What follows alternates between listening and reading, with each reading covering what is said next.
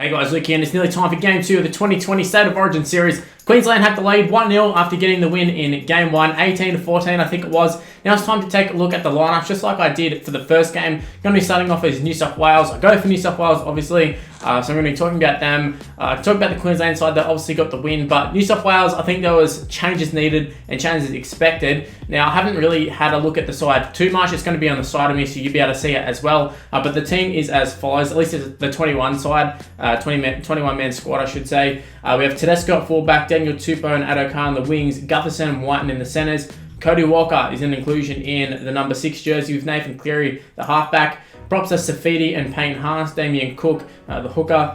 We have a back row of Angus Crichton, Tyson Frizzell, Jake Trbojevic, then a bench of Dale Finucane, Junior Paulo, Nathan Brown, Isaiah Yeo, with Luke Keary, Regan Campbell-Gillard, Cameron McInnes, and Stephen Crichton, the rest of the side rounding out the 21.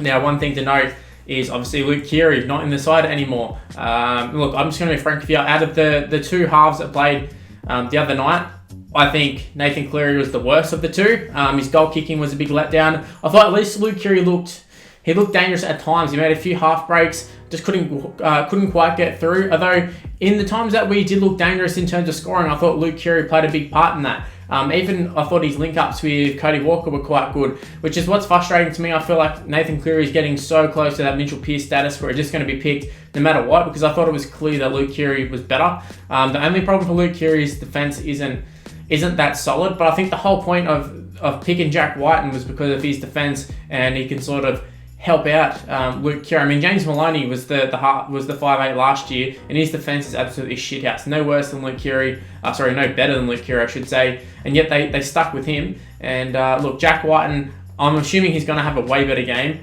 Look, it's probably been quite a while. Probably the last game he played at centre was State of Origin last year, so I'm expecting him to be a lot better. But yeah, I'm really, really surprised that both of the centres were retained, Gutherson and White. And I thought maybe Gutherson would have got dropped and they would have brought in maybe a Zach Lomax. It looks like Stephen Crichton's higher in the food chain as well, based off the fact that Lomax isn't actually in the squad. But yeah, personally, I would have chucked in Zach Lomax. At least he's a big body.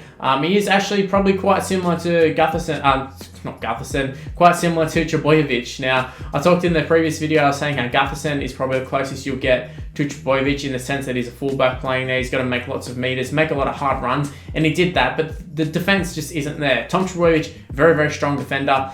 Zach Lomax, at least he defends in the centres week in, week out, especially on the same side as what Gutherson's on. So yeah, it made a lot of sense to me to have Zach Lomax in the side, but Freddie, look, I don't know if he's a good coach. I don't know if he gets lucky. I don't really know if he's, what's the go with Brad Fittler, but look, he's 2 from 2 so far, so we've got to trust him for this. However, I think if New South Wales happen to lose this one, lose the unlosable series, I think a lot of question marks be asked about Brad Fittler and his selections, because yeah, just the fact that Cody Walker has come in, not the fact that Cody Walker's in, I thought Cody Walker deserves it. He had a fantastic end to the season, whereas Luke Keary didn't really. But yeah, Nathan Cleary has not stepped up in Origin at all. And just because they're playing in a good club side doesn't always replicate in Origin, which could be the case for Luke Keary too. I mean, don't get me wrong, Luke Keary has been great for the Roosters. He's won premierships, but I mean, it's not like he's gone into the rep arena and killed it. The last game, he was okay. Definitely didn't do too much. And like I said, defense wasn't great, which you need in Origin. The defense needs to be up to scratch. But it was just more a reflection, I think, the whole side. Like, Whiten was missing tackles. He's getting destroyed by Gagai. Daniel Tupou, some bad errors. Like, New South Wales weren't even that far off from winning the game, especially with how bad they play as well, which I think is a good sign going into Game 2. It kind of does remind me a lot of 2019. I think even the scorelines were very, very, very similar, if not the same. But I have a feeling went into Game 2 expecting a win, just due to the fact that New South Wales lost but didn't play that great. Were close and didn't play that great, because they definitely were close. Nearly had a chance to steal that at the end there. Other changes though, Payne Haas comes into the starting side, which I feel like is a good thing. I feel like if you're going to have Payne Haas in the side, you've got to have him start. I'm not sure how effective he is as an impact sort of player. He's one of those guys who can pump out the big minutes and is consistent over that time. I think if you chuck him on for 25 minutes or whatever he played in Game 1, might come on and try and do a little bit too much, or not even get really too many opportunities, especially when you have guys like Boyd Cordner and that who are going to take lots of runs. So, I mean, there's only so many tackles in a set, especially that props can take. So, yeah, Payne Haas, I'm excited to see him start, and I think Junior Paulo is a better option off the bench in terms of just packing a punch. And speaking of the bench, I'm actually pretty excited. Not excited, but I feel like it's a more well-rounded, better suited bench than the last one. Now, Cameron Murray out due to injury. Nathan Brown comes in. Dale Finucane also comes in. Boyd Cordner is out of the side. He's out for the rest of the series, apparently. Angus Crichton taking his starting spot. That leaves a bench position. It leaves two bench positions, actually.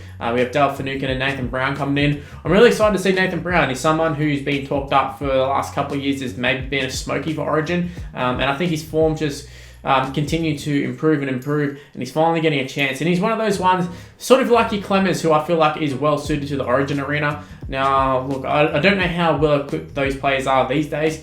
We saw Queensland drop Josh Maguire. All the guys that you would think, all right, this is Origin's made for this guy, and then they don't end up playing. So I don't know if it's a thing of too much fire, but we'll see how Nathan Brown goes. I think he's got that controlled aggression now, as opposed to that super grubbiness that he had at some stages in his career. Look, he's definitely not an angel on the field, that's for sure, but you don't want that instead of Origin. I want a bit of ruthlessness in this New South Wales side. Maybe New South Wales had a little bit too much of that cockiness, a little bit too much good guy in them.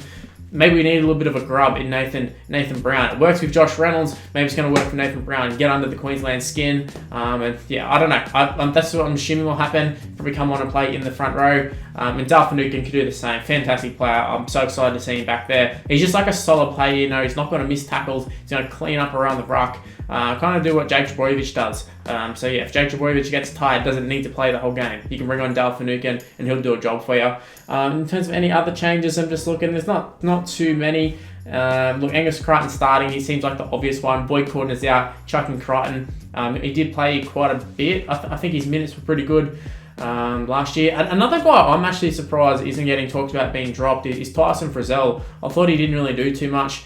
And look, I hate to say it, I feel like he might be living off that chase down. He didn't even actually get him. I think it was Gagai. Everyone sort of remembers back to that and goes, yep, Origin player Tyson Frizzell. But in the last few seasons, I can't really recall Tyson Frizzell doing a hell of a lot. And then you take into account his season with the Dragons this year, I honestly really can't. I can't tell you many moments Tyson Frizzell's had that I'm like, yeah, fantastic player, definitely needs to be picked for Origin. Now I know he's like a safe player, and it's like, who else do you pick? Wade Graham's not in the squad. There's not too many back rowers in this actual squad, especially now that Cam Murray is injured. But yeah, it's just one to toss up, just something I thought I'd mention. But yeah, guys, that's all I've really got to say about the side. I think it's an improved side to game one. Is it going to be enough to get the job done? We'll have to wait and see. I do feel bad for Luke Keary, and I am shocked that the back line is the same. I thought there might have been a few changes, in particular because I feel like they're the reason we actually lost it. It was in the back line that all the errors happened. Daniel Tupou, even the try for that was from a back, and all the line breaks happened through errors from the back, just poor defense. And yet the ones that are being changed are the ones who were kind of half decent, weren't that bad.